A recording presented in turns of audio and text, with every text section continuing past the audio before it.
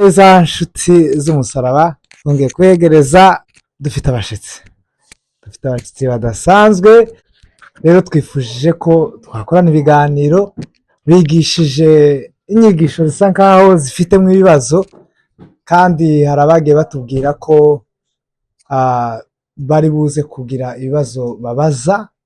Rero twabazanye imbere ya kamera kugira ngo babashe gusobanura neza ibyo babwirije, kubera ko hasigaranye ibibazo byinshi cyane. Hari n'ababibajije nyuma turangije igitaramo.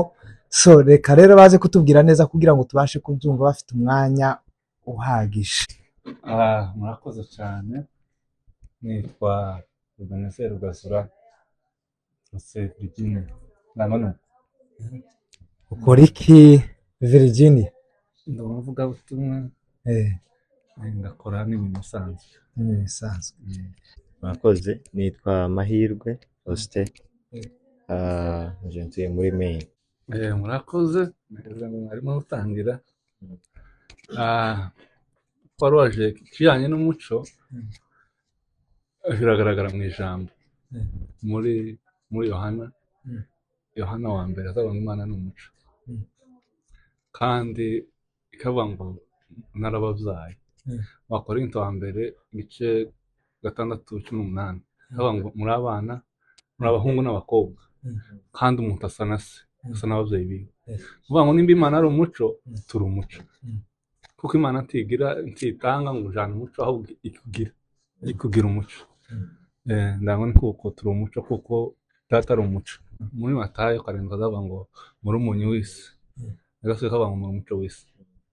Umuco ni abizeye, umuco ni abizeye Yesu, nibo bahinduka umuco. Navuga ngo uwizeye arabyagwa. Kera kwa kundi ubyagwa ubu umuco, utarabyagwa nyine turaba umuco. Turi umuco nk'uko twabyawe cyangwa se twizeye. Impamvu mwene data yaravuga ati turi umuco abizeye, ni ukuvuga ngo umuco ni Yesu Kristo, tuva mbere y'ibindi byose. Yesu niwe muco. Rero akurimo, wenda turafata example y'iyi room turimo twicayemo. Uvuga ngo iri tara riteretse imbere yacu ryatse, rituma iyi room igira umuco.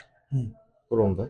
Uvuga ngo umuco uri mu bizera si ikindi, ahubwo ni Kristo barimo. Kristo niwe muco, niwe umurika mu mwijima. Urumva? Ni ukuvuga ngo iyo amaze kwinjira impamvu tumwita umuco ni ukubera ko mbere y'uko Kristo aza mu bugingo bw'umuntu, uyu muntu aba ari mu mwijima, aba ari mu bwami bw'umwijima. Kristo yamara kukuzamo rero, uko niko ibi tuvuga ngo yatukuye mu bwami bw'umwijima tuzana mu bwami bw'umwana wayo ikunda. Urumva? Uvuga ngo iyo rero umaze kumwakira uva mu bwami bw'umwijima ukaja mu bwami noneho bwa Yesu Kristo, noneho ari wo ni opposite y'umwijima, umuco, right? Umuco nta kindi ni Yesu Kristo muri twe, noneho yamara kugeramo nawe ukaba itabaza rimurika, ikamurikira abantu. In this sense ko itara riramurika, turibona ryaka, ariko imbaraga ziritera kumurika si iryayo, ziva ku mashanyarazi. Kristo niwe mbaraga imurika mu bugingo bwacu. Iyo nkubonye nkakubona umurikira, nubwo rwa rumuri ndukubonyeho si urwawe, rukomoka ku mbaraga wakiriye zikurimo. Uvuga ngo mu iriya minisiteri y'imyaka 3 Yesu umwanya munini yayimazemo mu isezerano rya kera. Yaganiriye n'abantu bake cyane mu isezerano risha amaze kuzuka. Hariya niho yaganira n'abantu bake mu isezerano, ariko ntabwo yongeye kandi kuja kubwiriza mu mihana n'ahandi. Ariko ivugabutumwa rindi ryose yakoze byari mu isezerano rya kera. Nugureza nk'urugero, igihe yabwiye wa mugore w'umusamariya ati ibiryo by'umwana ntabwo nubihereza imbwa. Niba twibwire ko tugomba gufata amagambo ya Yesu nk'ukuntu yavuze ngo tuyapuratike muri ubwo buryo, tuzamwumva uko atabivuze, uko atabishatse, uko atashatse ko tubyumva. Kubera ko ubu ngubu bibiri duhamiriza yuko nta tandukaniro ry'umuyuda n'umugiriki n'undi munyamahanga wese. Ibyo rero bise mu yandi magambo bisa nkaho bishatse kuvuguruza rya jambo Yesu yise wa muntu wa mugore ko ari ko ibyo umwana tubihereza imbwa. Rero kugira ngo wumve icyo Yesu arashatse kuvuga ugomba gutahura iri jambo Yesu yarivuze ryari. Rero niho umenyera ko ibintu bimwe yabivugaga mu isezerano rya kera, kuko bibiri tubwira ko yaje yavukiye mu mategeko kandi ayoborwa nayo, agengwa nayo, which means he was born in the Old Testament, kandi Old Testament yagengwaga n'amategeko ya Mose. Niyo mpamvu yagombaga gukora kuko amategeko akora kugira ngo aya fulfilling. So ibyo ngibyo nabyo tugomba kubirebamo ijambo avuze, ukamenya se iri jambo rifite ihe significance mu isezerano risha.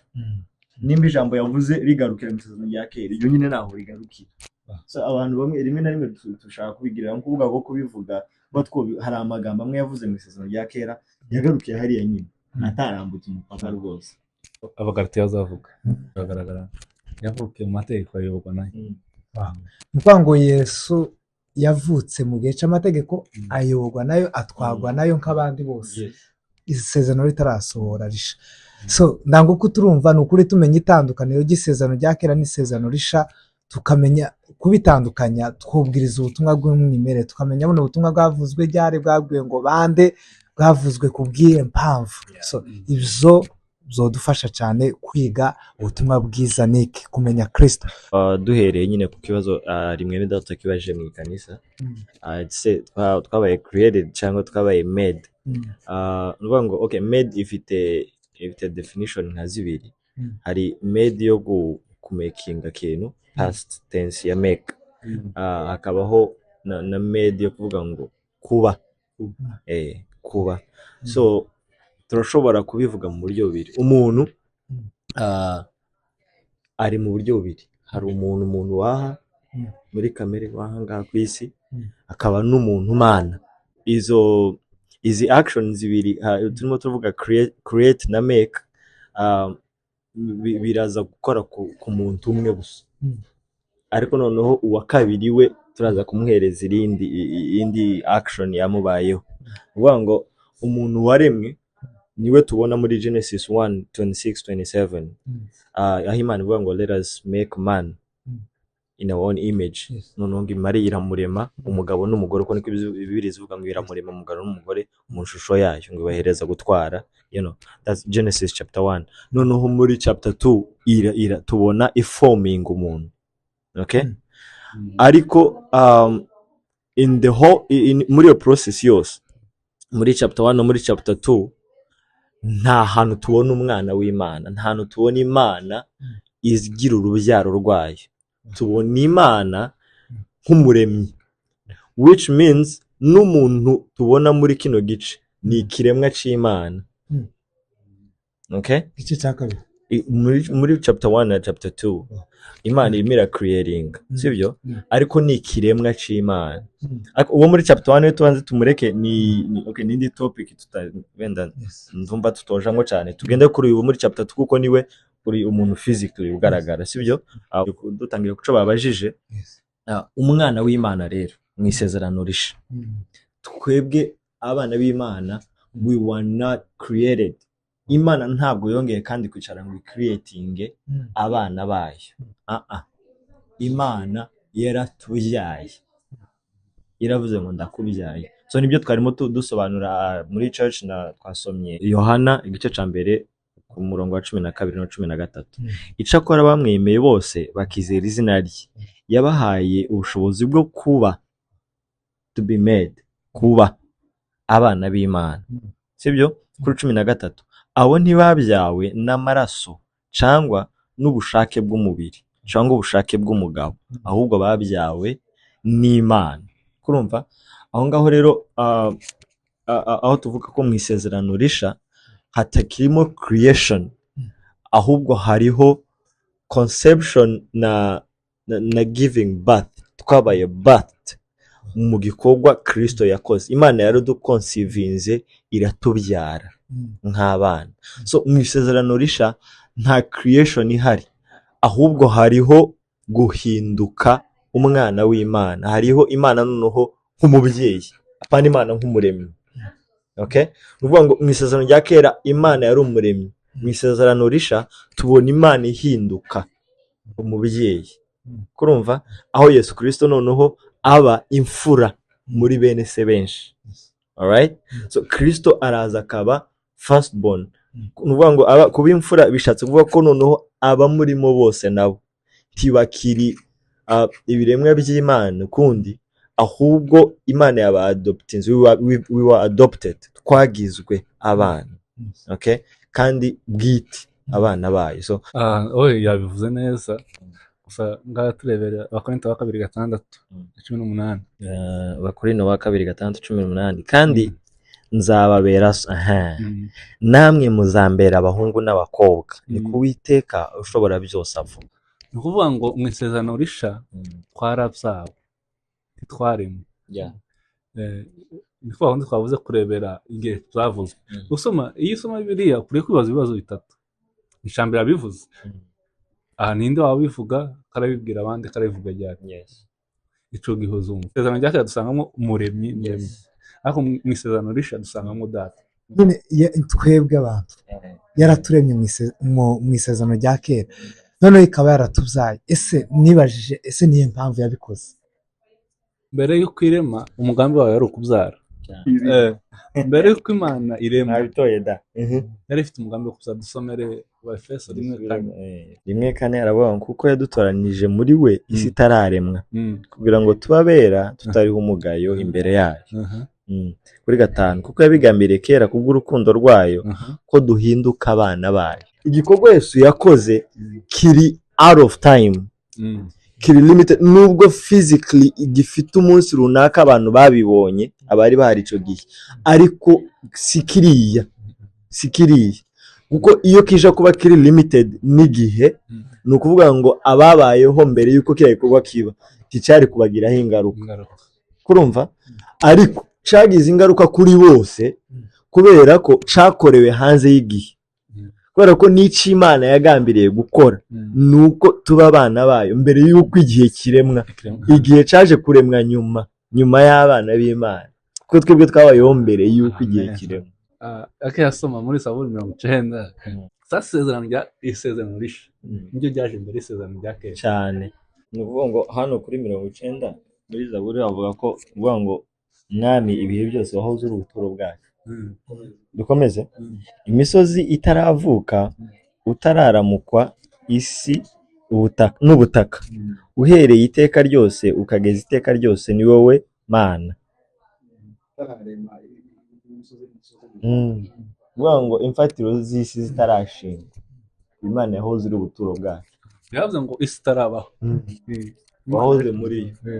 Mwene data caga imekanisa yavuze beginning zitatu. Uvuga ngo hariho beginning yo muri Genesis, ubundi John chapter 1 verse 1 iriya niyo beginning. Mbere na mbere hahozeho jambo, kandi uwo jambo yahoranye n'Imana. Iriya ni twebwe twabonye ubwiru buhishuka, ubwo nibwo bukuru. Ni ukuvuga ngo ubukuru bw'abana b'Imana bo mu isezerano risha baruta abo mu isezerano rya kera. Twebwe twabonye fulfillment y'isezerano nyaryo, ibo bapfuye baritegereje baratumbiraga nka kujya Baramu yavuze ngo ndayibona ngo ndindi hafi ndindi bugufi. Noneho twebwe nibyo Yohana avuga ngo twebwe ngo twamwikoreyeho, nguwo twikoreyeho. Kurumva? N'intokeza uwo twikoreyeho, uwo niwe tubabwira. So we talk about God revealed. Ibo babayeho muri God nka mystery, Imana yihisha itagaragara muri bo, ariko twebwe rero irazi, iri muri twebwe ndani. Dusomera Abaheburayo 11:3. Hebrews 11. Abo bose bapfuye bacizera, batarahabwa ibyasezeranijwe, ahubwo babiroraga biri kure cyane, bakabyishimira, bakavuga ko ari abashitsi n'abimukira mu isi. Mwakoze kudukurikira rero, reka adusoreze mwene data ku ku ijambo yari akomojeho. iryo rimeze nk'iriya twari tumaze gusoma ryo mu Baheburayo 11:13. Yes. ni Yohana 8:56. Aburahamu sekuruza wanyu yifujije cyane kureba umunsi wanje, kandi ngawubonye aranezerewe. Icyo twaganiraga urashobora kuba uzi kugendera mu muco, ariko nyamara mu gihe utaratahura uwo Imana yakugizeho, buri gihe uzahora uri imbata mu rugo rwa so. Niba muno mwanya utaramenya ko uri umwana wa muno, uwo kwitwara nk'umukozi wa muno, ukaza ugenda wigengesera, wenda ukunogera gutya ntusitara kuri iyi ntebe Fisto akantuka, kandi wirengagije ko muvugana na Fisto. Ariko umaze kumenya yuko uri umwana wo muri uru rugo, birakorohera kwisanzura mu rugo. Ni naho umuco uzi. Ico nari mbivugiye, aho bibera umwijima, ni ukuvuga ngo ni kimwe. Urabona iri tara turashobora kurigira useless ubu nyine, kandi rifite amashanyarazi, riranakora. Ariko ubu nyine dufashe igitwikirizo tukagishiraho, iyi room yasura kandi ikagira umwijima. Ariko itara riri kwaka, ariko iryo tara ritwikirijwe ikintu gituma rwa rumuri rutaboneka. Kubera ko urumuri rw'iri tara rutari kutugeraho, tiryamenye yuko hari ikintu.